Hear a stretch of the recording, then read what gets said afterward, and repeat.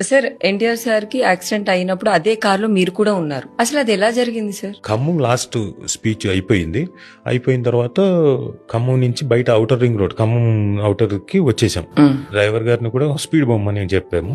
Speed వెళ్తున్నారు. మధ్యలో ఏంటంటే ఆ టర్నింగ్స్ ఉన్నాయి. పోనీ ఆ కరువు దగ్గర ఏమైనా కరువు బోర్డు ఉంది అని చెప్పేసి ఏం బోర్డు ఉందా అది కూడా లేదు. కరువులోకి అదే స్పీడ్ లో అంటే దాదాపు 110, 120 స్పీడ్ లో తిప్పాడు డ్రైవర్.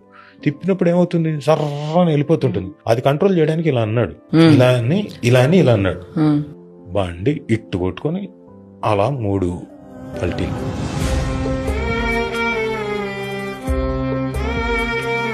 ఆ టైంలో మీకు ఇంకేమీ తెలియలేదా సార్? ఇటువంటి కనపడుతోంది మధ్యలో కూర్చున్న వెనక సీట్ లో. నాకు చెట్టేమో ఇలా ఉన్న చెట్టు, భూమి మీద ఉన్న చెట్టు ఇలా ఉండింది ఒకసారి. ఆ తర్వాత మళ్ళీ ఇలా స్ట్రైట్ అయింది.